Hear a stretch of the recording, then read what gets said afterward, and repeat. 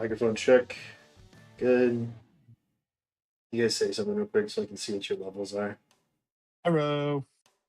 Yo, dog, it's me, Kenny Boucher, with Next Oh, Level shit. Games. Yeah, Hitting oh, you shit. up on the literal best The- of all days. Tiniest of. Alright, yeah, it's good. You guys aren't hitting the red.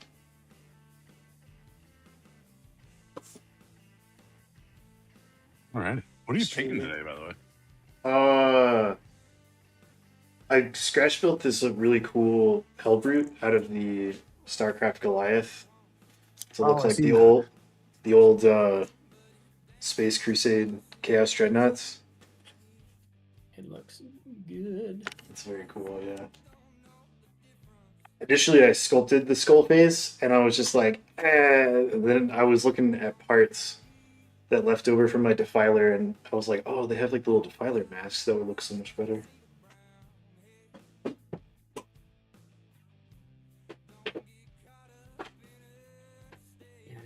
I love that classic look.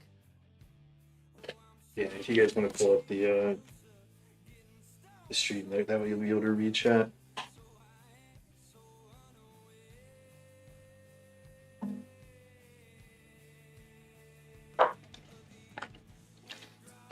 The other thing too with these StarCraft kits, dude, is coming. They all come with the fire effects sprue, and so like the Goliath has a really good one.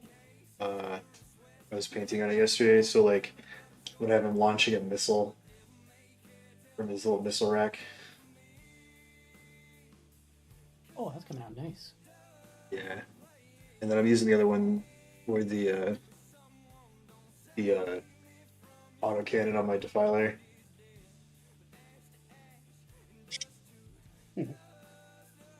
Alright. I have to remember my web workup that I did one time for my new Mercenaries. It was some magenta, some crimson, and then a teensy bit of orange.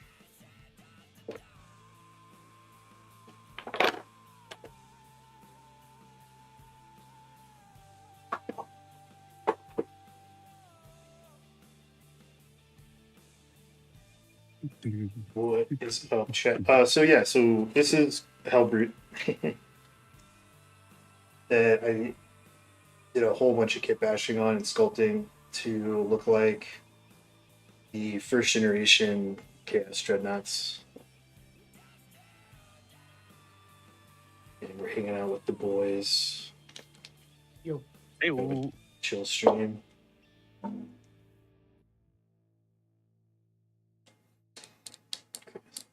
So we're gonna start with some of this pure magenta ink.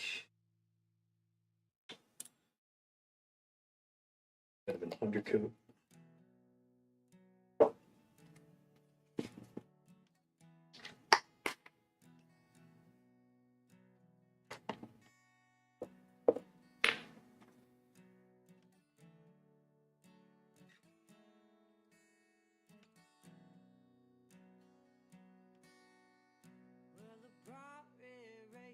Here down.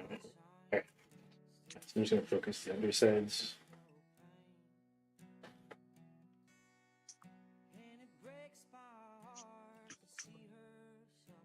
back. I hope this isn't here.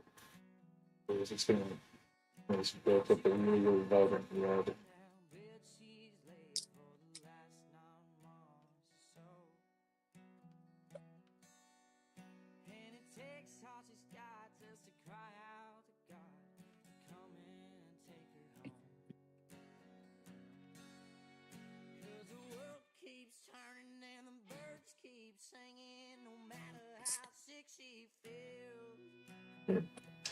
Do a little bit on the tops, just to tint that white free shade a little bit.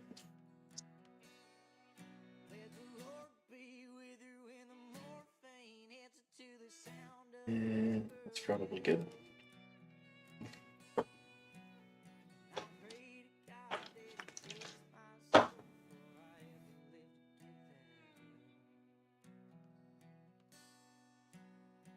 Quick rinse. Oh, let that first thing dry up. Yeah. Change up the music. I forgot. Switch over to that no copyright stuff.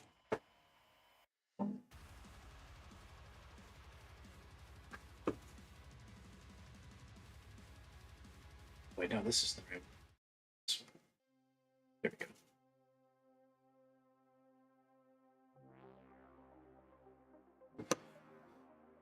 All right. Next, we're going to go to our Crimson.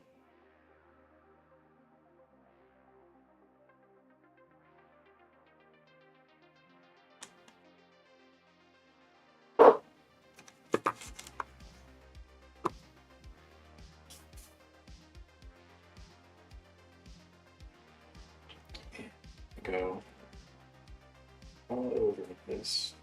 This stuff is really, really thin. So it's important to constantly keep the airbrush moving. Spray this very lightly so we don't build up too much wetness in any one area.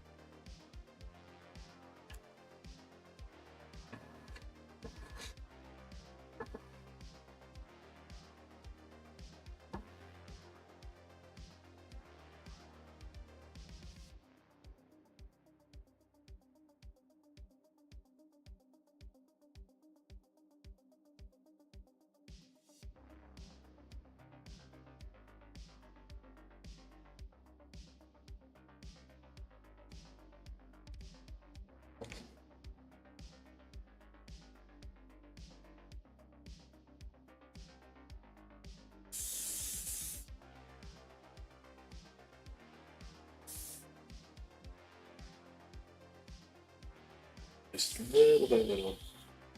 Need some more paint. Nice. Hey, dude, So- did you see the Mhm.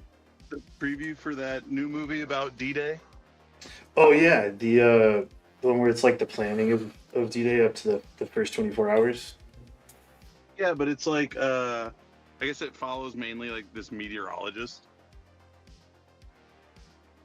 I think And yes, I know what you're talking about.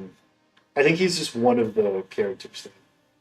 oh, okay. I was gonna say I'm It's- so torn on it because it looks like it's gonna be such a good movie, but also it's like the untold story of the storm that happened the day before D-Day.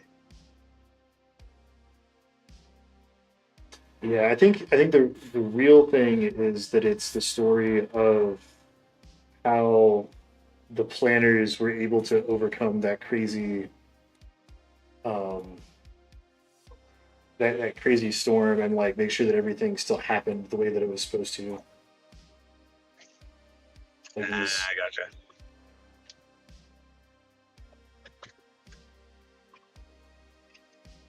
and then I think what is his name? I think Brendan Fraser is supposed to play Dwight Eisenhower. I think is Yeah, who he's, yeah, who he's yeah, playing. that's what it looked like. Be pretty cool. Looking forward to it.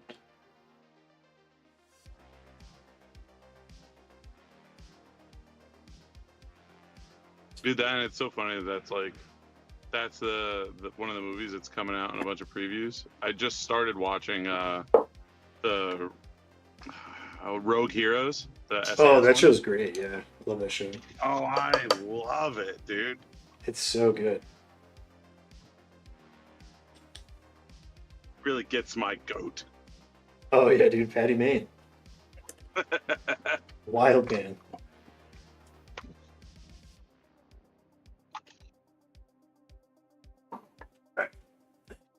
On top of Patty, though, there's so no spoilers or nothing, but there's like this like skinny blonde dude is like one of my favorite characters. I think I know who you're talking about. Yeah, he's. I mean, like all those SAS get fucking badasses, next level. Yeah, but this one is like he's the like 19-year-old or whatever. But then so like his intro is, but I've killed 21 Germans. Yeah. So that metric, I'm 21. But like his entire thing, he seems like so prim and proper.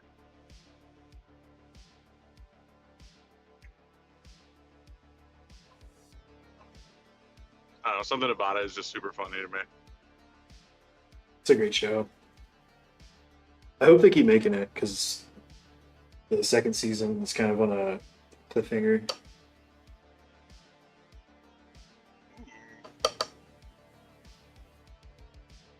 Just let this dry in front of the fan real quick. All right, add more ink.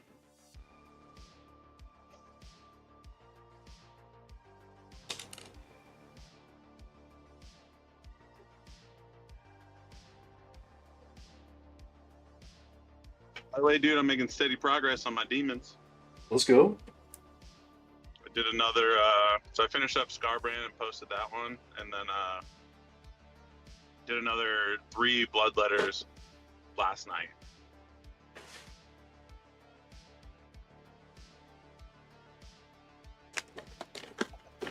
Just gotta keep. I'm probably gonna finish out like, yeah, I'm probably gonna finish out these next like 7. So I have 2 units of 10 for the bloodletters, and then I'll get to working on my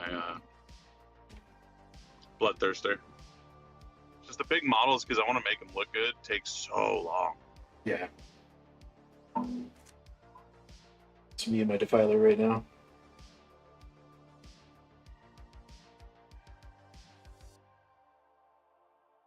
I think Scarbrand took me a solid like, obviously not like hours of time every day, but you know, like an hour or two, like 2 or 3 times a week. It took me like 2.5 weeks.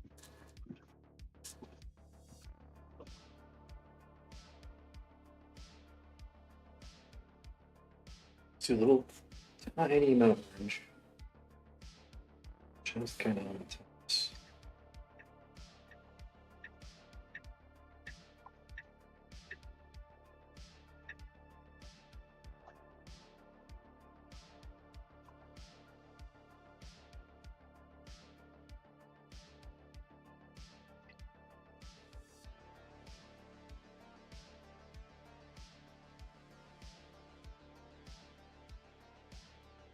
See, that ink built up a little bit more than regular paint, so I think actually what I'm going to have to do is go back with some red.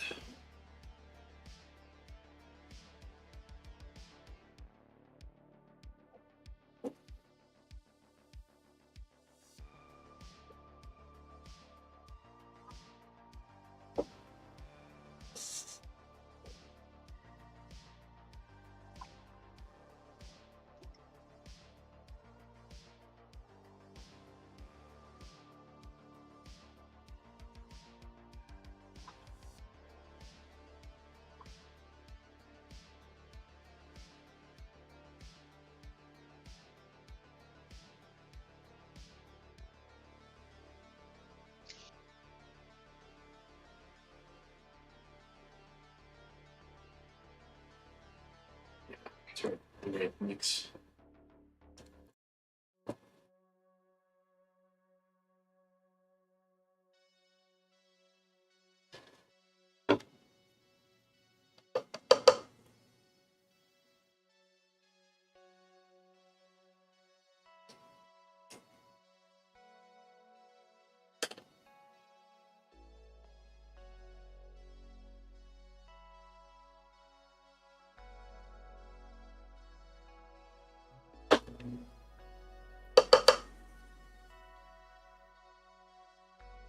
You bringing World Leaders or CSM to anything soon?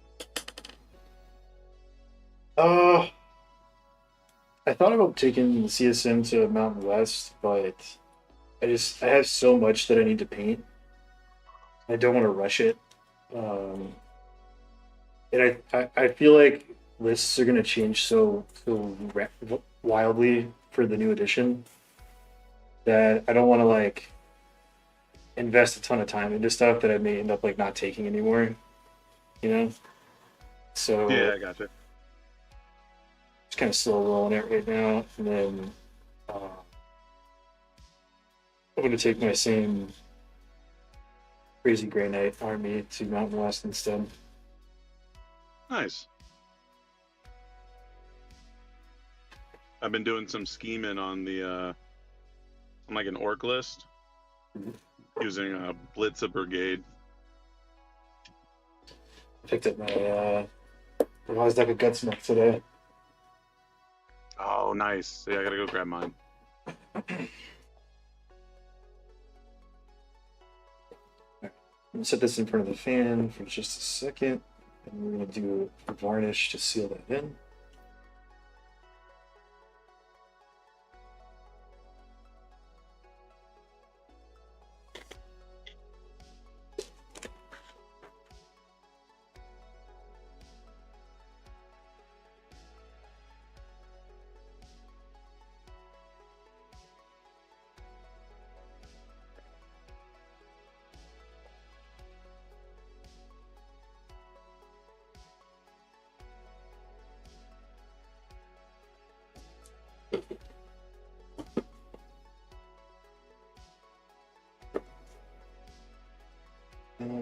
I'm gonna try out some of these.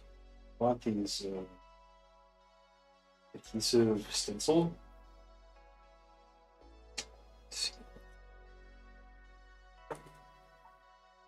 Might be a little big.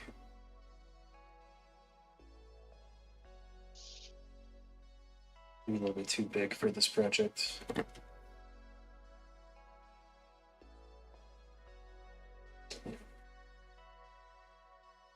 How about this for time? It's a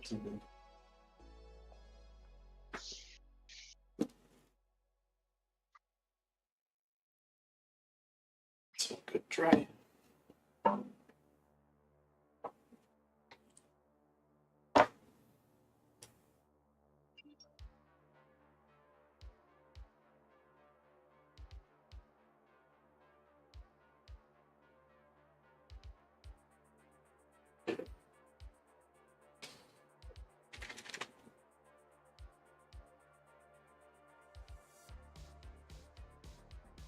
Stuff dries really shiny, so I'm just gonna use some matte varnish.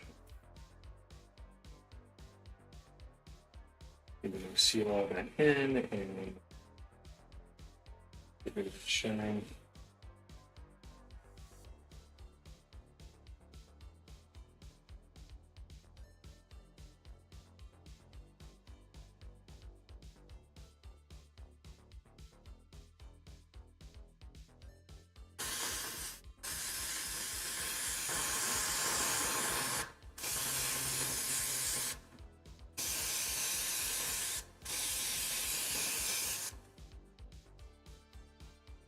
Oh,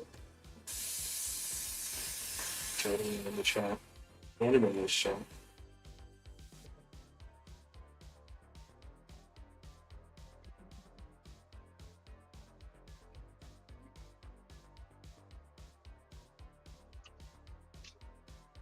It's pretty good enough. That from the fan. Clean airbrush.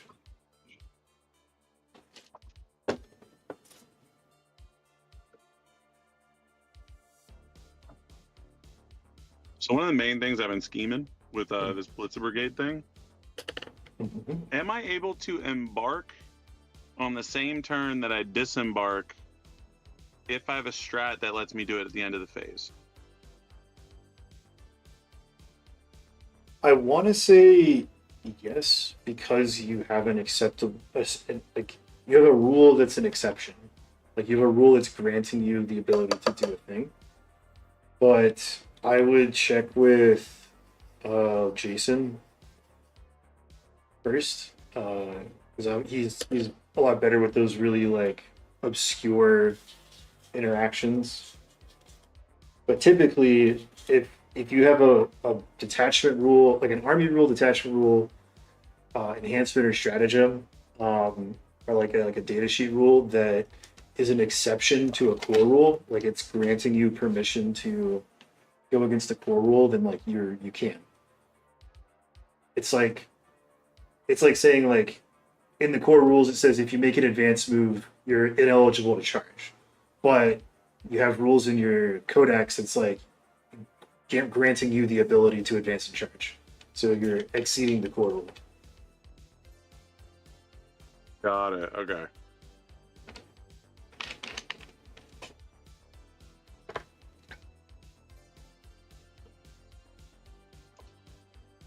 Okay, and then I just looked too, because the only thing I could find is like you're not allowed to embark in the same phase as you disembark. But I think because it's a strat in a different phase too. Yeah, I'm gonna shoot him a message. That's possible.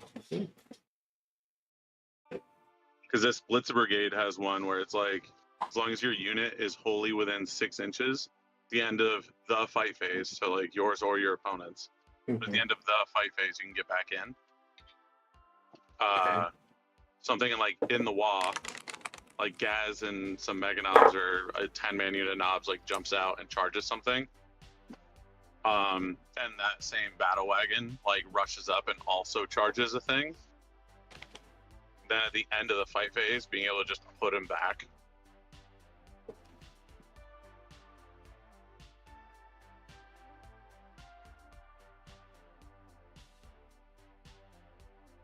Yeah, that could be really useful.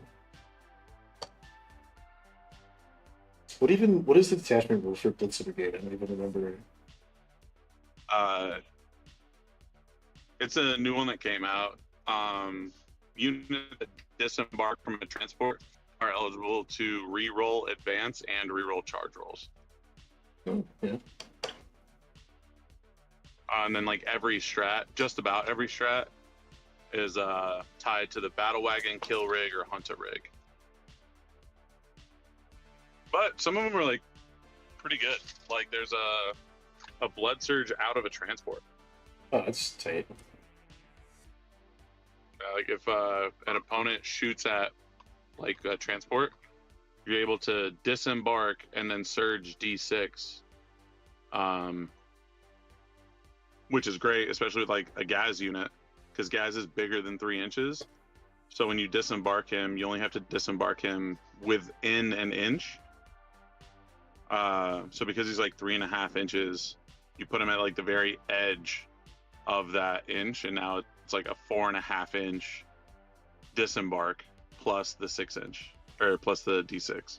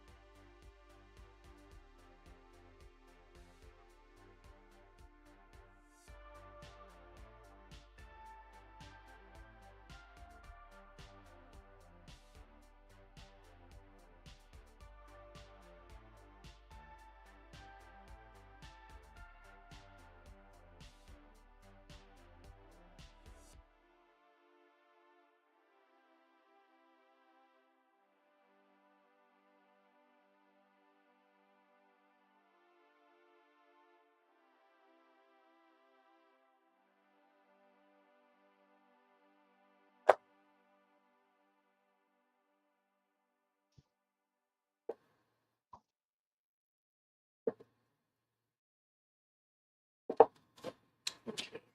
Got our red. That's done. Good.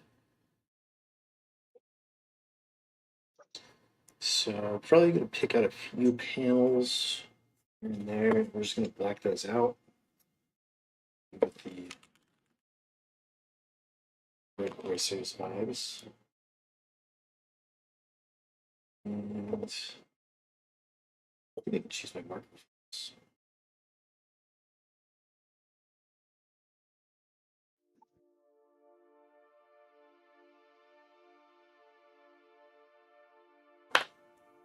Hey, I'm cutting a canyon, so I'm gonna jump back in a few. All right, dude. All right, later.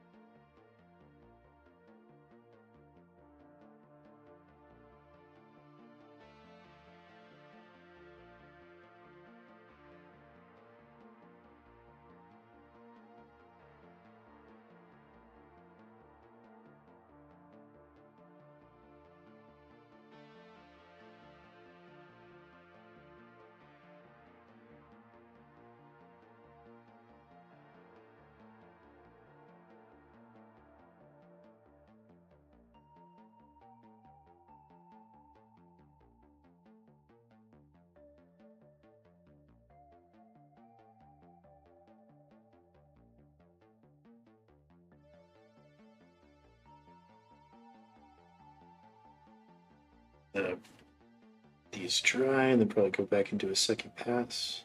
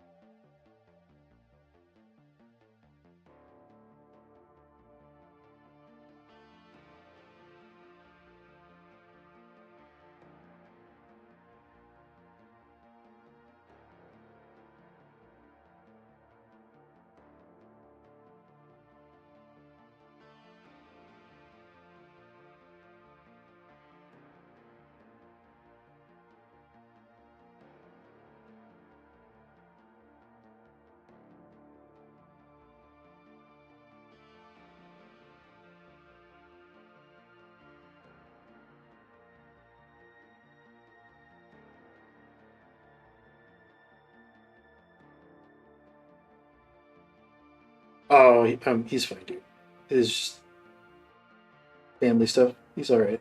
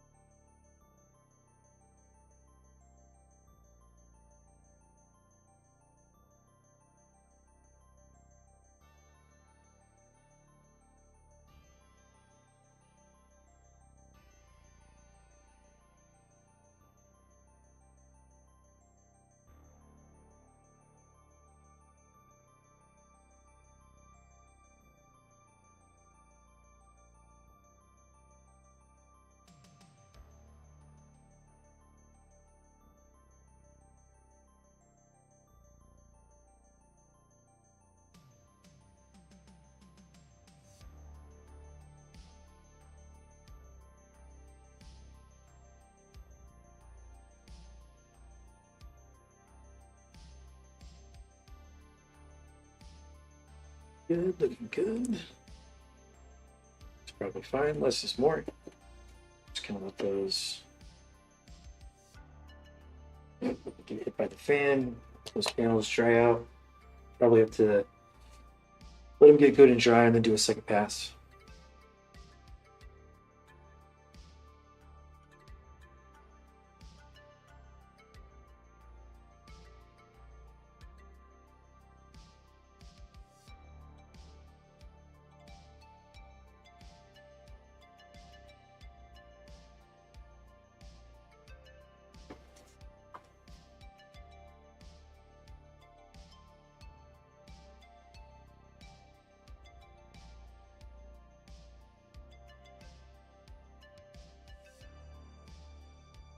think about our workflow. So do those. And then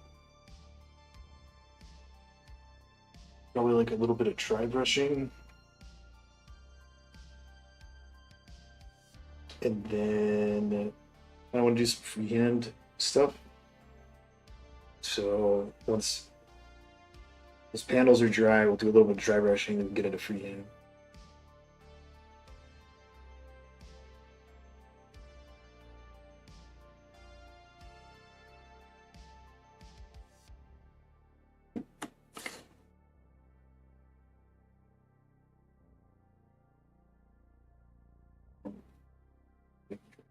Start with the airbrush.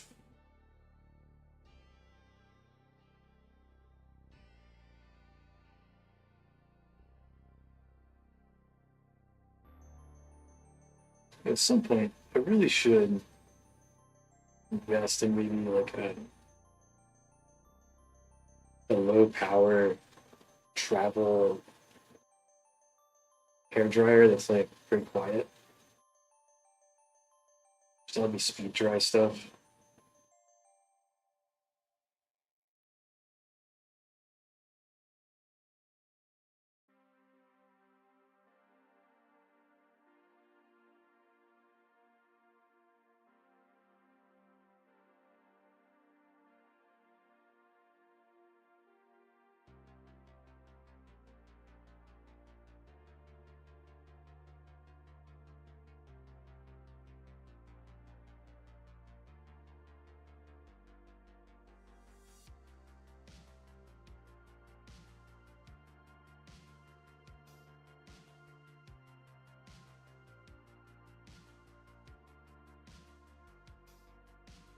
Okay, that's pretty good.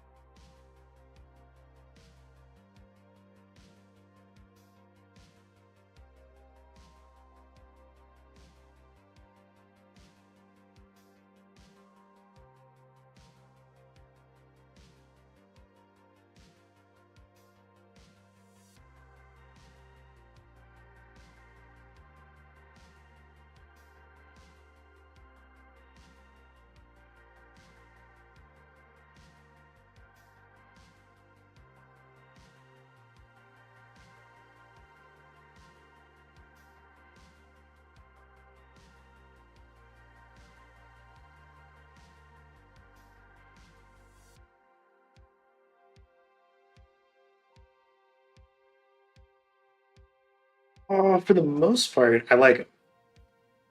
I've been trying a lot of different types. So we've got the play markers, and then also the real colors markers, both from AK.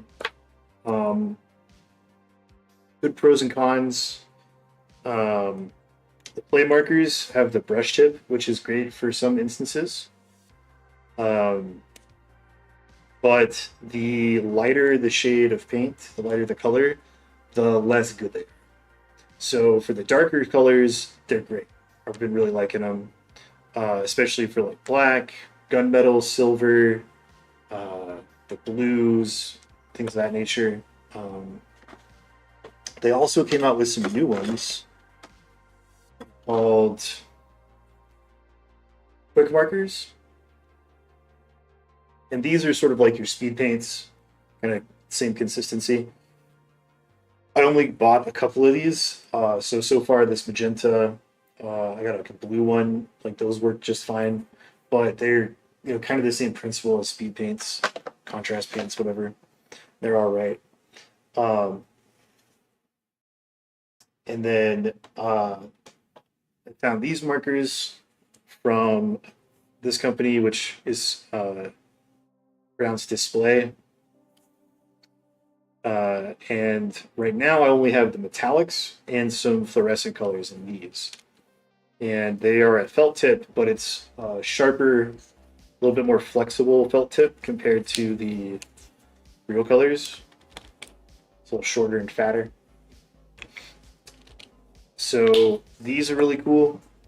And then coming in multiple metallic colors is nice for different projects, different uses. The fluorescents have been really good. But these are more like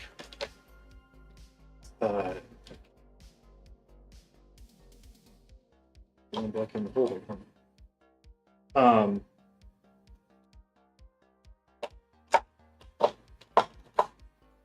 So those have been good. Same pros and cons as using the markers in general. So for some things, it makes your life really easy and they can paint a lot more efficient. Oh, any of the Gundam markers? Yeah, I have.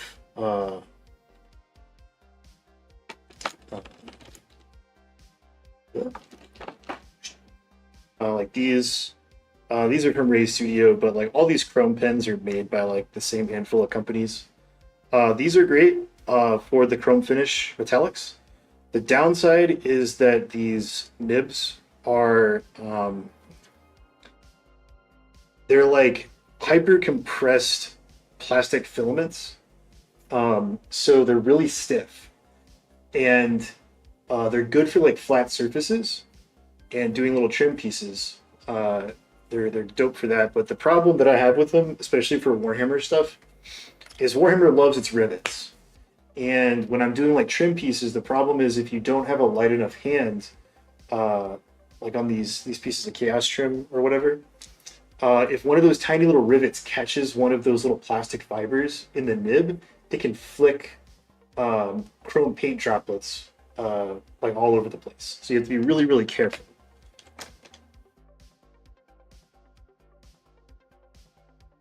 And if the trim is really deep, you can't get onto the bevel side of it with those markers. So that's kind of a con. So they all have their uses, goods and bads, but overall I've been liking them a lot. Especially for stuff like this. Like if I just want to cut in some panels, it's definitely faster than getting out black paint, thinning the paint, using the paintbrush, cleaning the paintbrush, making sure that your paint is like not drying out in the right consistency and all that. It's so much faster in that regard. The one downside being that it's kind of like painting with like a number 3 or a number 4 size brush that doesn't have a great tip on it. So you don't have a ton of control the way that you would with a paintbrush. So for smaller things, it's not the greatest.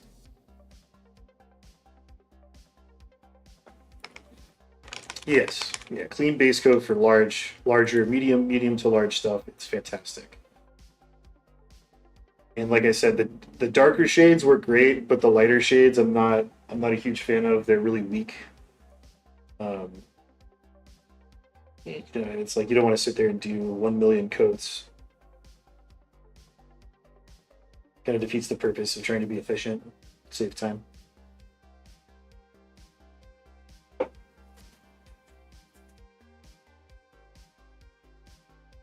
Grabs Dark Seed then. And we're going to do some dry brushing on the black panels.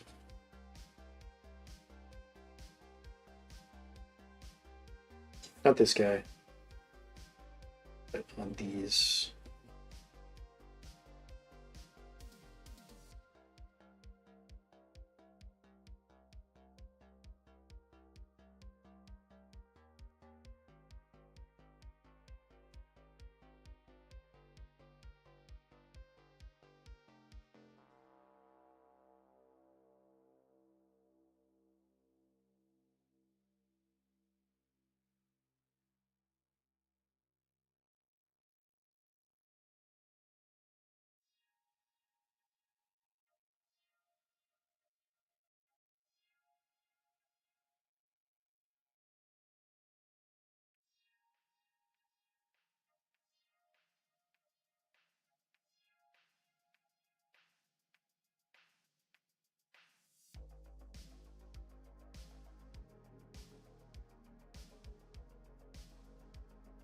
And then a little bit of neutral gray. The black marker, especially, I think is a great buy because you're going to get the most use of it. I love using it for doing base rims. It's definitely fantastic for that.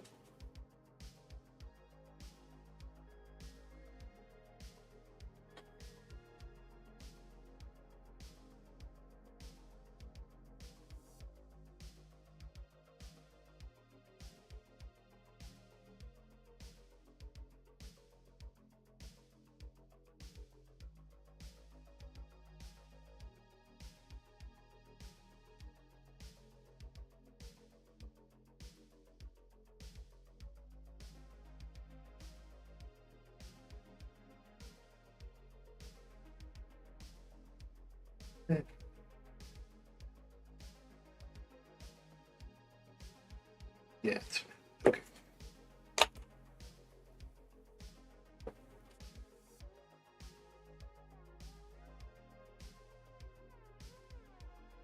See, do we want to do freehand?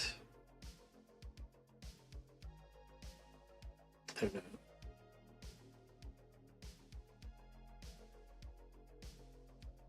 Oh, you know what? I think I'll get the black marker. I'm gonna do this like inside green panel on our missile launcher black.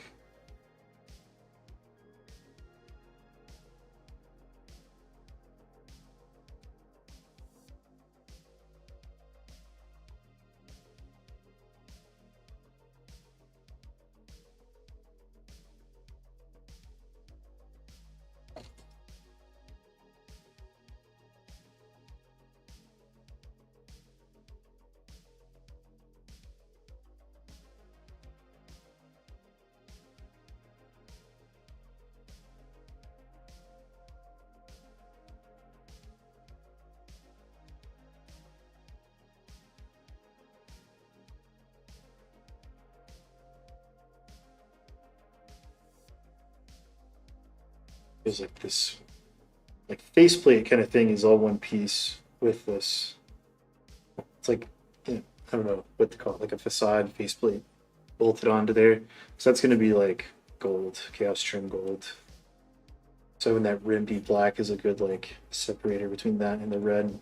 Add some cool stuff.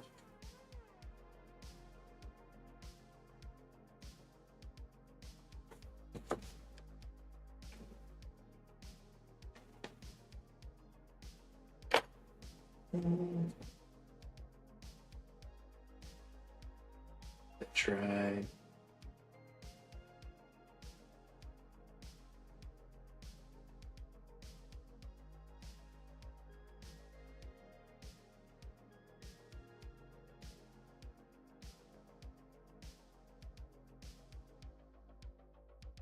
So I guess the other thing that I want to do is this like organic section. And I kind of want to do that in like a bone color.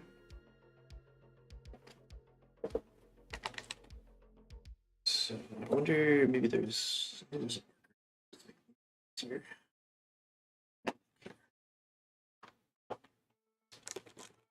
Light gray, probably too light to start. A dirty white. That might be the same problem.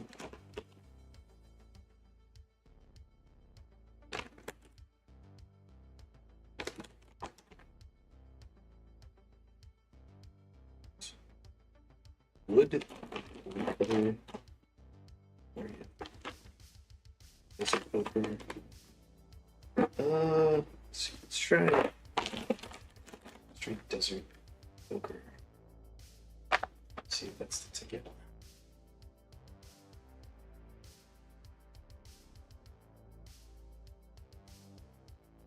Yeah, I mean, like that's the cool thing about him.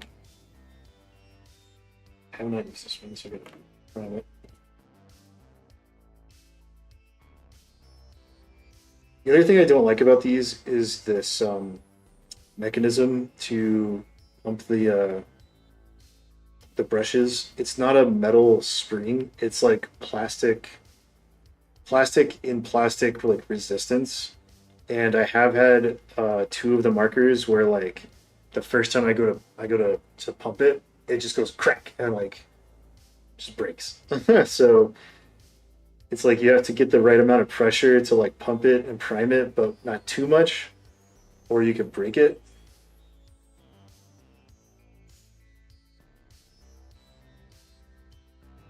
This is looking like not the color that I want.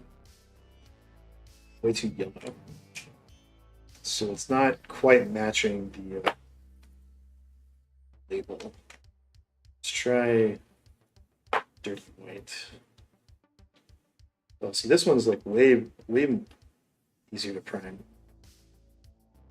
So there's definitely like some quality control stuff that kind of an issue.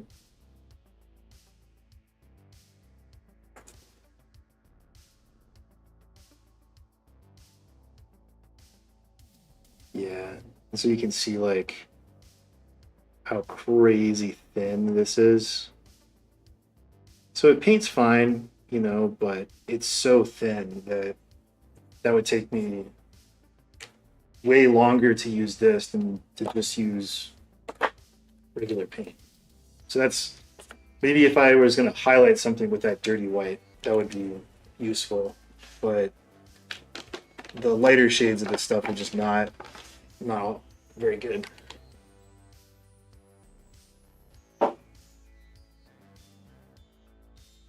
So just do a drab brown, do it the old-fashioned way.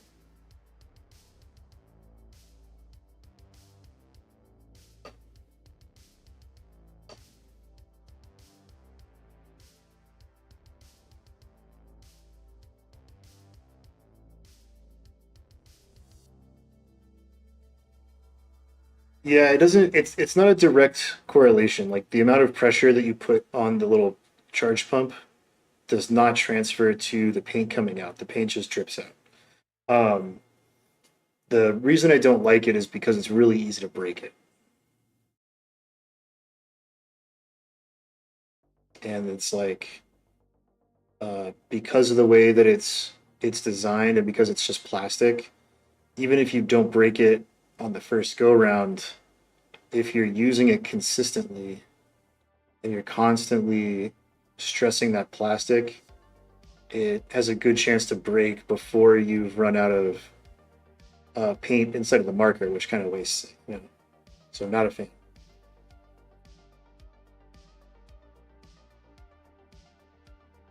But it's probably the only way you can do it with a brush tip, because you don't need to prime the ones that are felt tip.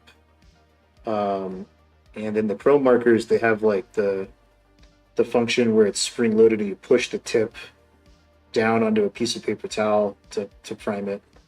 So you can't do that with a brush tip marker.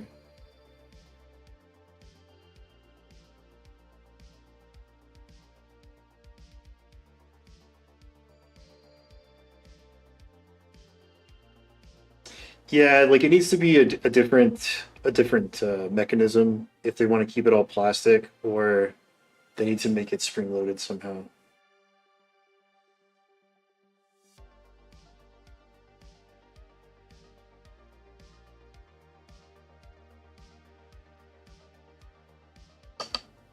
Thing is though, like that the whole marker thing, like for AK, I mean it's kind of like a gimmick, and with those gimmick products, um, I don't know that they're going to be doing like a ton of optimization.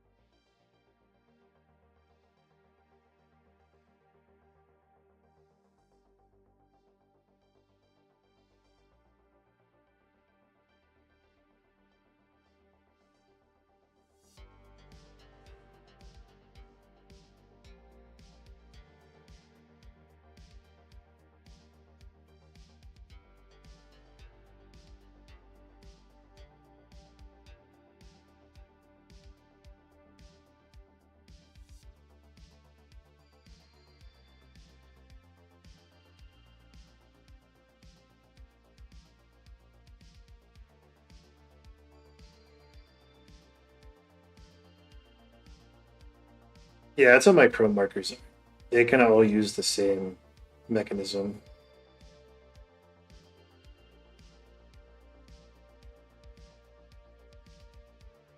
I think the ones that I like the most are the ones from Display.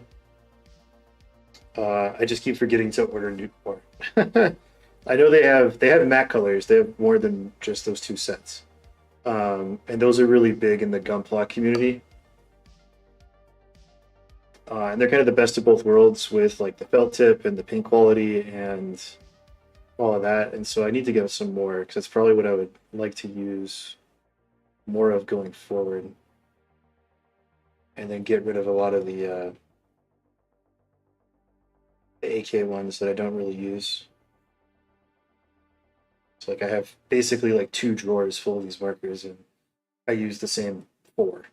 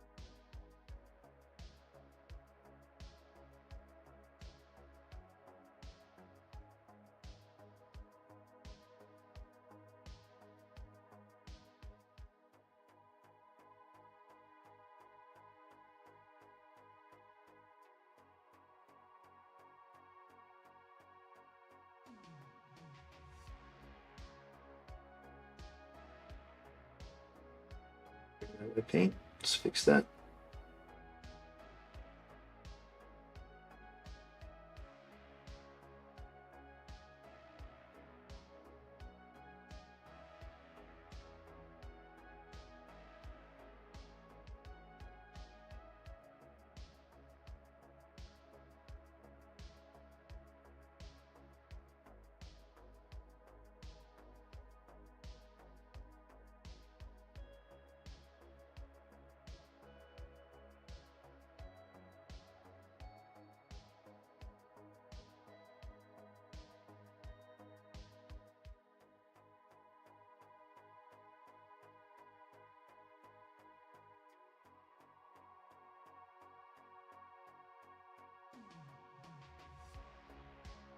So I need that to get really good and dry, because then I'm going to start doing a mix of dry brushing and then traditional highlighting to get kind of a brownish warped bone color for this. So here, fan in front of him.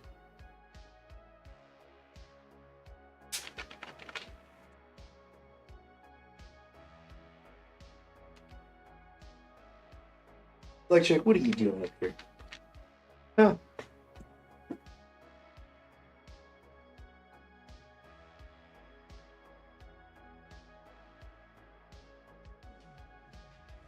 Take this moment to clean out my dry brushes because I'm so bad about that.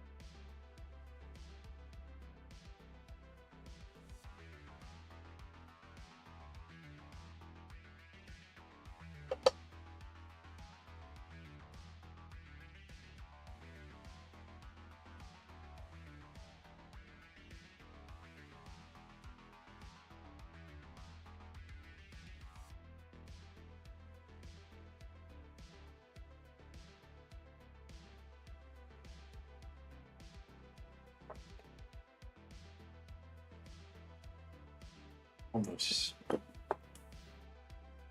little section right here is making a lot of dry. Do a gear brush.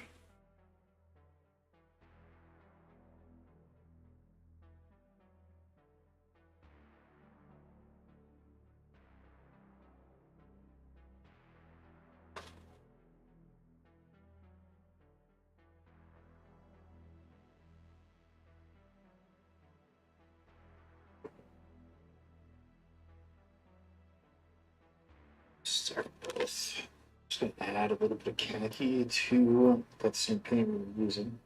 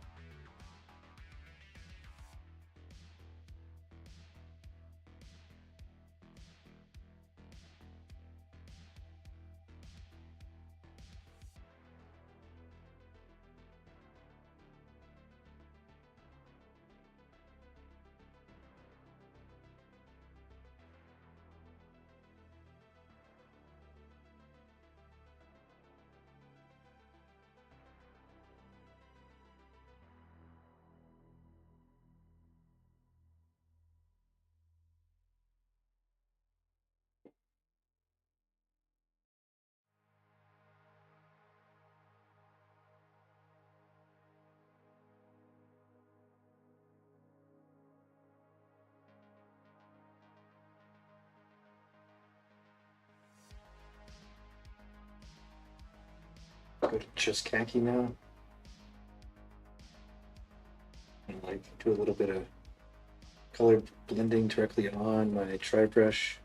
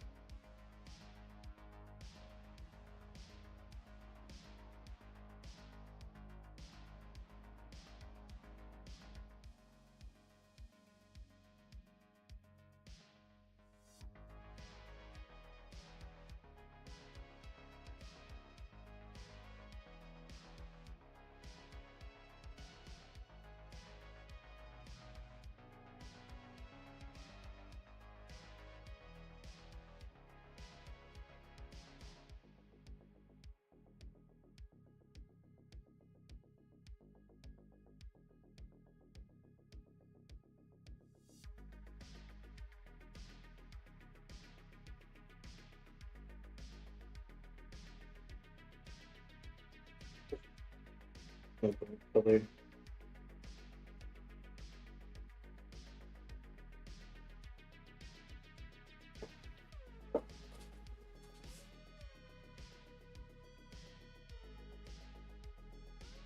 Can do the same thing for our first step. We'll get a little bit of both, a little bit of khaki, and that one's on the brush at the same time.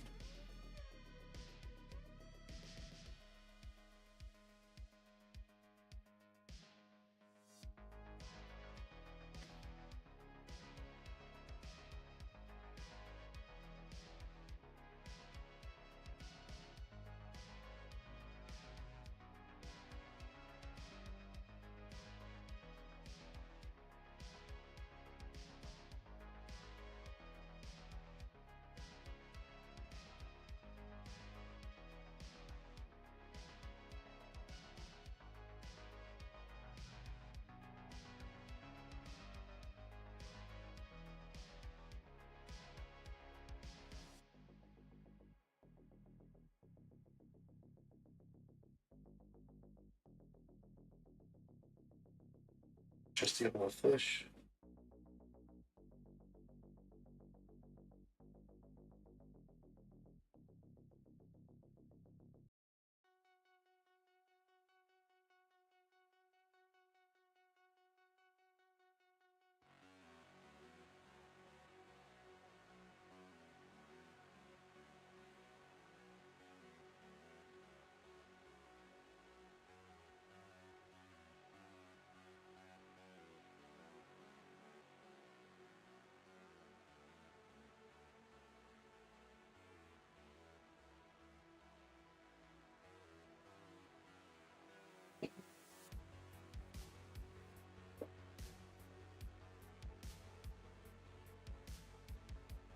Need more white.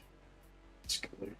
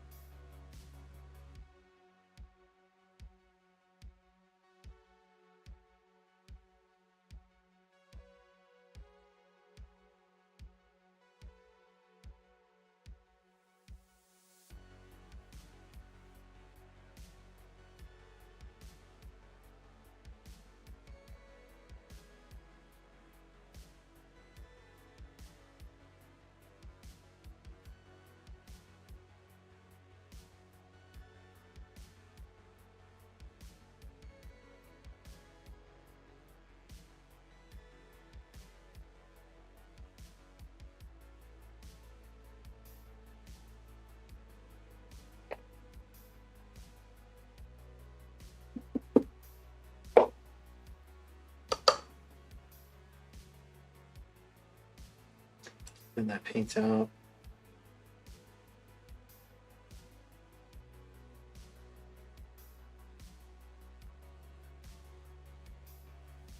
Now we can come in with our paintbrush.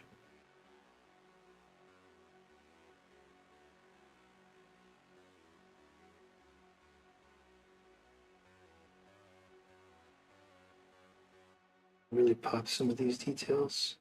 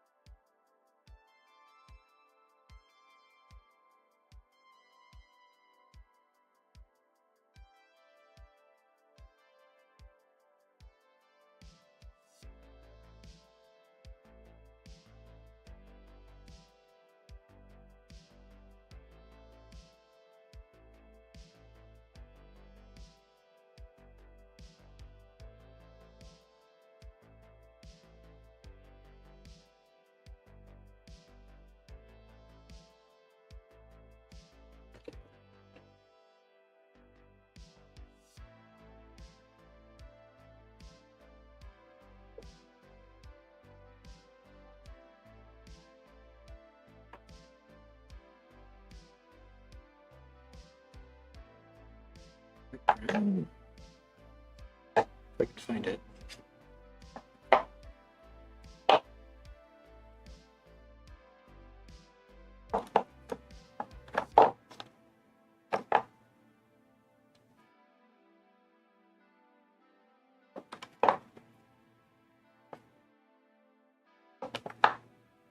Maybe out.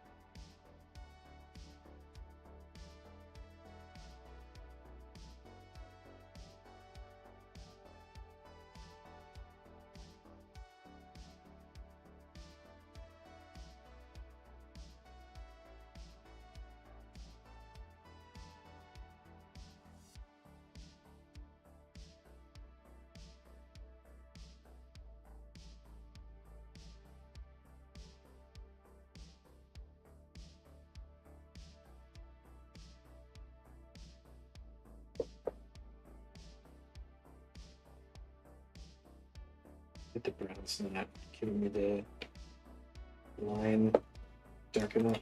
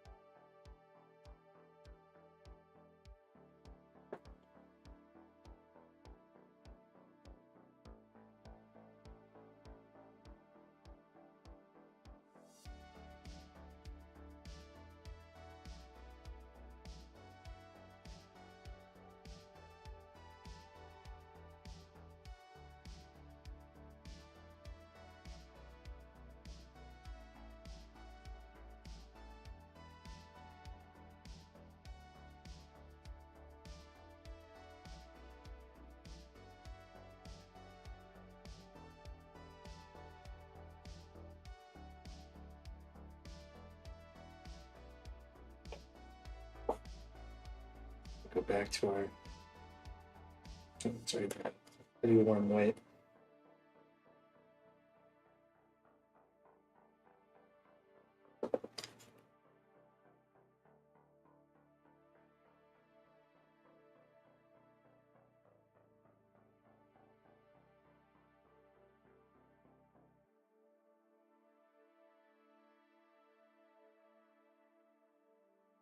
Whenever you're doing like cracks or scratchies, I'm going to highlight underneath the line.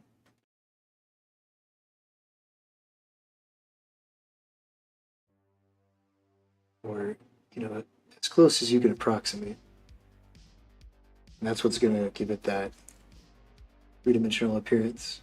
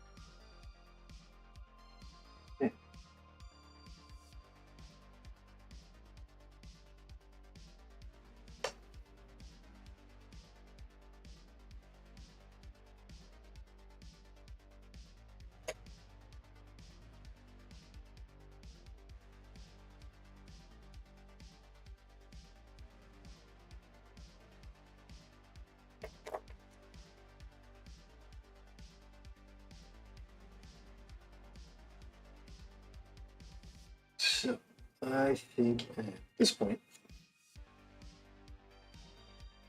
I can block in all of the new color stuff.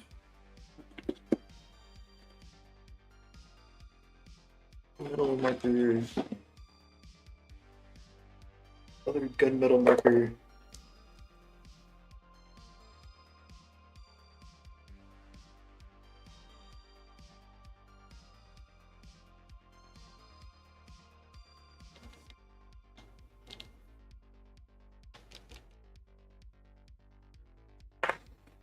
Yeah, start cutting all this stuff in. And kind of like what we talked about earlier, this is definitely one of the tools that I like using for stuff like this. I might have to end up doing a little bit of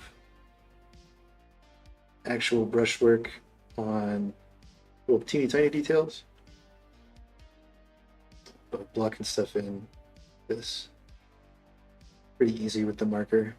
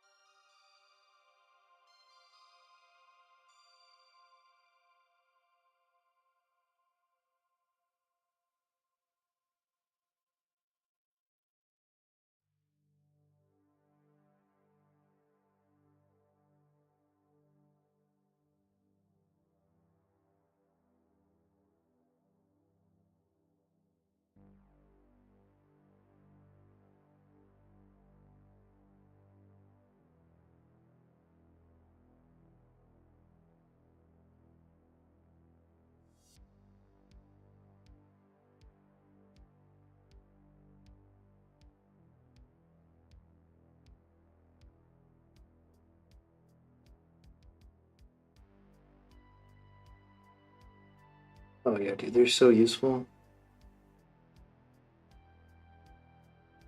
Like, you can't argue that they're better than a brush, because they're not. Like, you just simply don't have the control, the same level of control.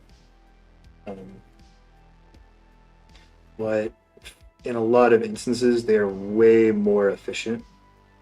And it's not like this is any like more difficult uh, than if I was using a brush. But simply not having to like get out paint and thin it down and do that whole thing does make steps like this um, way faster.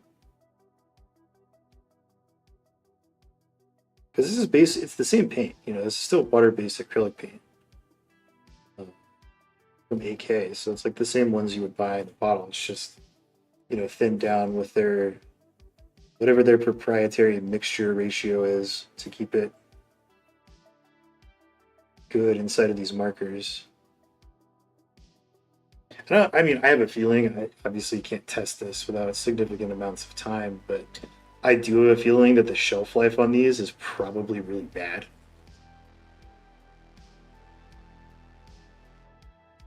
But I think the whole point of them is that they're like cheap and you're supposed to get your use out of them before that point. Like I already feel like my black marker is maybe running out of paint because I've been using it so much to do like base rims and stuff like that.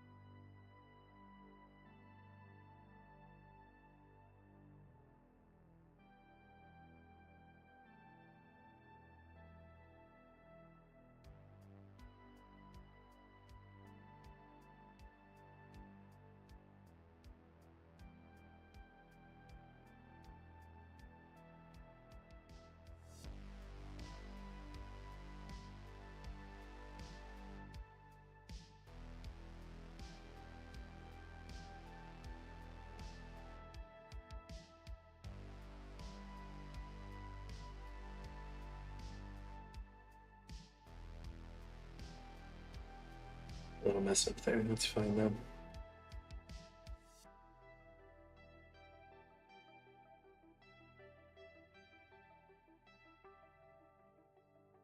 My one main gripe with the brush marker or these play markers is I kind of wish the brush tip was smaller, just so you had a little bit more control. But I'm sure they did a lot of testing and determined that this is about as small as it could go while still maintaining paint flow and all that.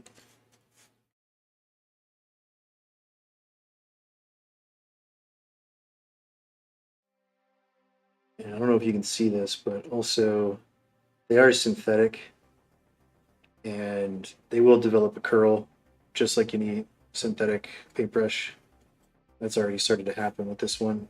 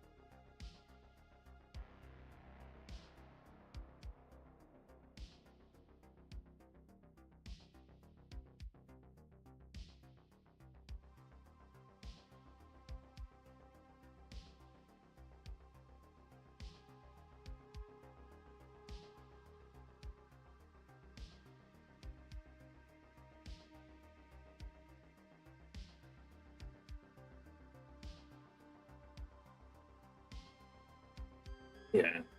I mean, that's the thing is the synthetic brushes are cheap, and there's no way to condition them and to fix them. So like once they start getting that curl, then there's really no reason to take care of them.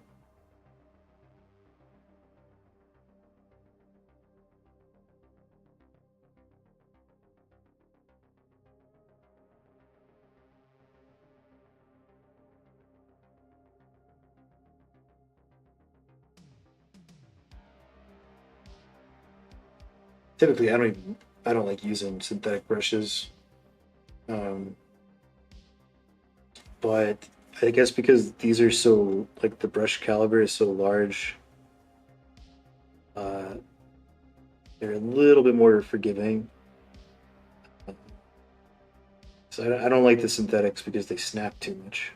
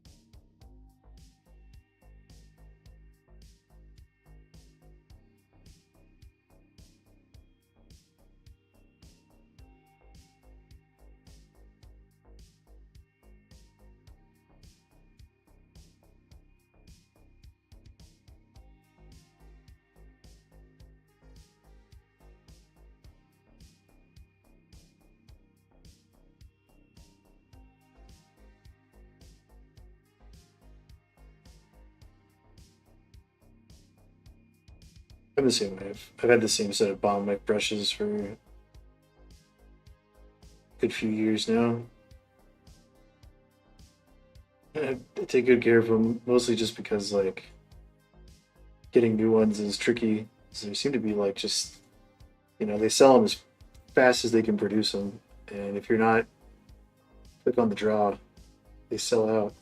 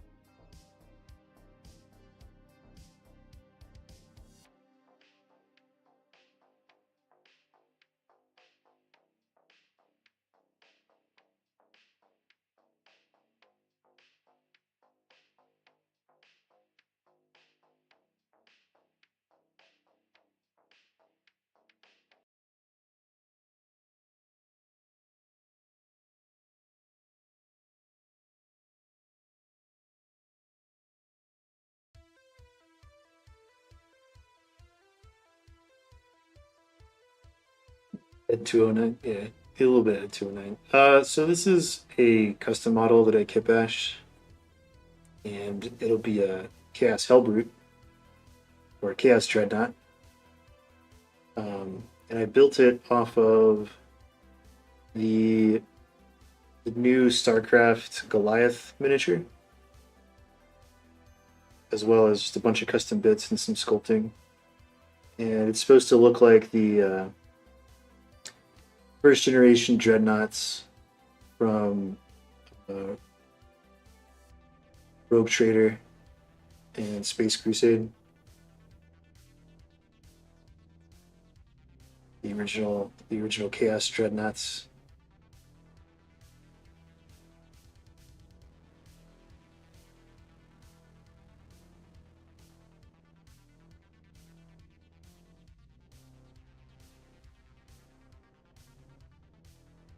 I kind of like the idea too that like there's more than just a singular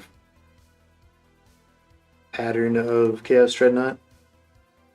Um, just makes more sense that like this type of setup would benefit the the more like gun platform variant, and then the regular Hellbrute model works a little bit better for like a close combat variant. Um, back in the early editions, there was like multiple types of platform dreadnought variant, and then they kind of did away with that when they started to standardize things.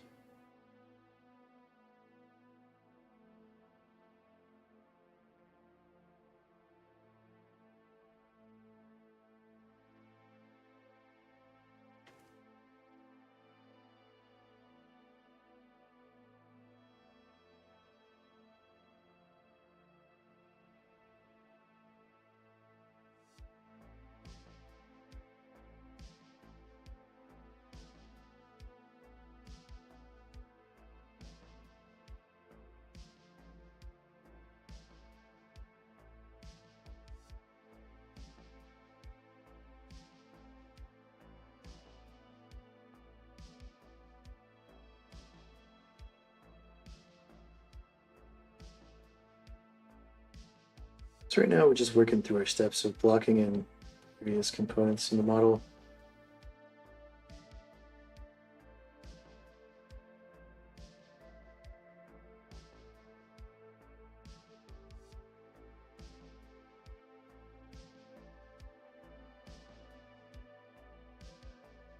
Just being chill about it, taking our time.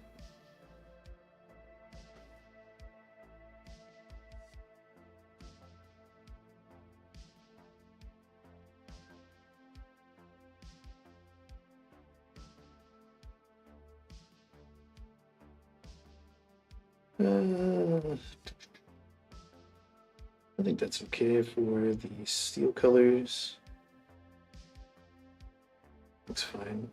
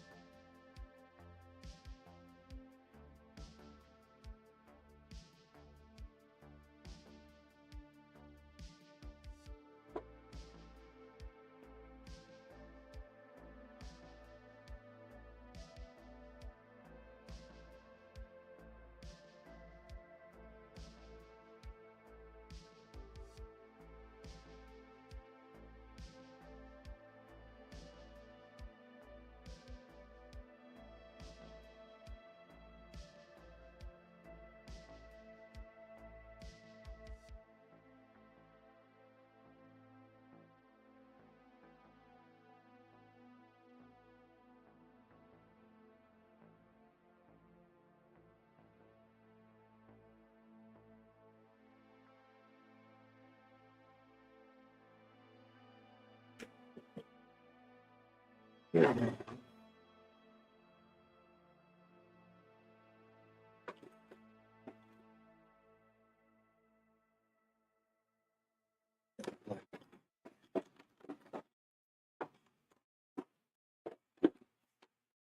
thought I had like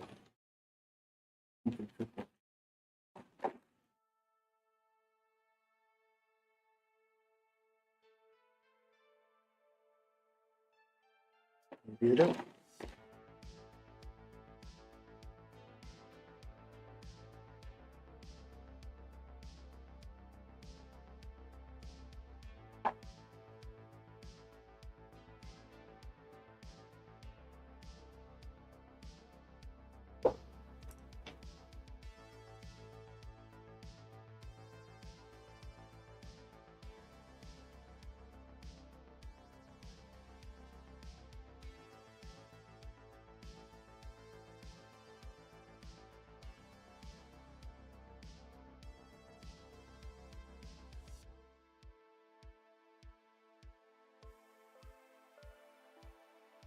Oh, we need to do like a fleshy color for these see warp bits.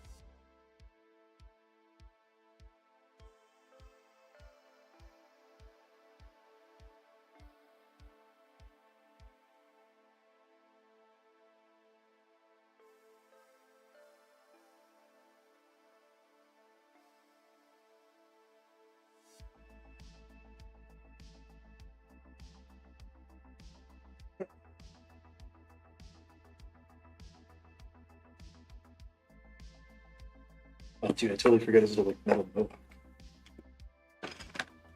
Staring me in the face. Yeah.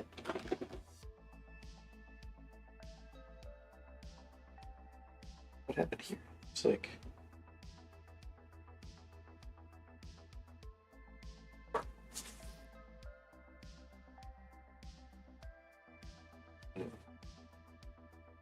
Strands and some like goop in there.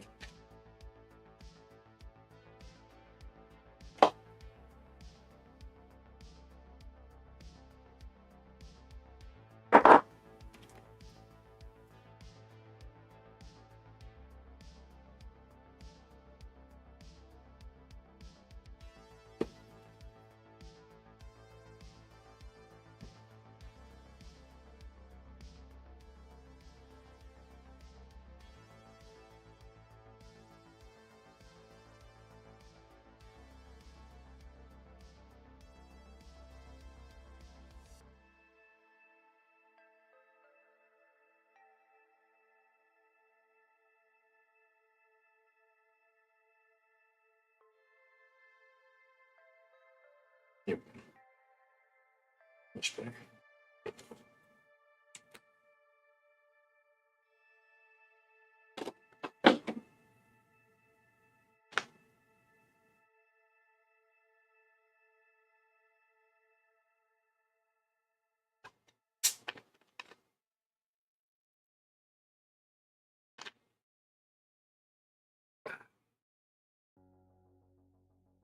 this point,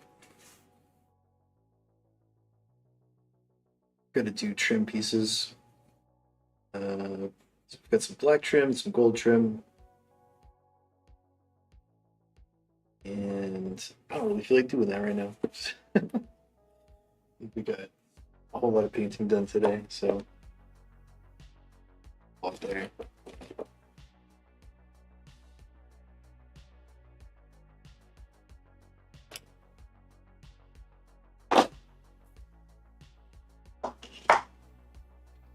Starting to kind of look like a thing. Like some gas stuff. Starting to like how that looks. Looking cool. Starting off fun little good job there. Alright. So I think we are gonna keep up with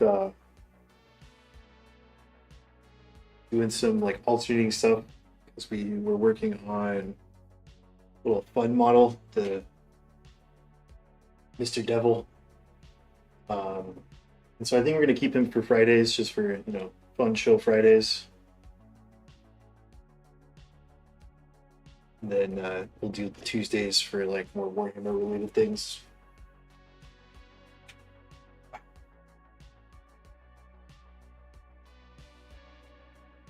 This one was finished. Cool. All right. Well, let's find somebody to raid. Get out of here for the evening.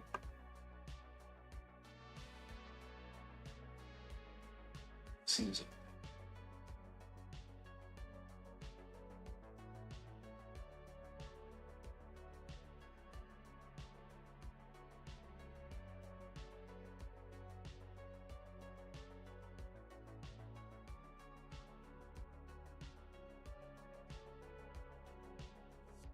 Oh, Wicked Minis.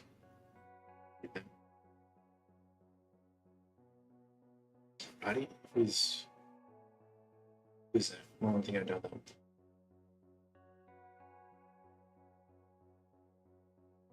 Check one more time, see if I see.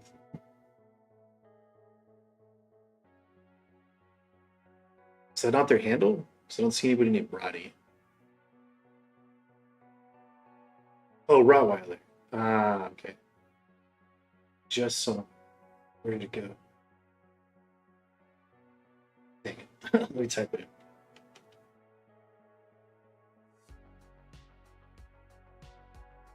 Raid it. Alright.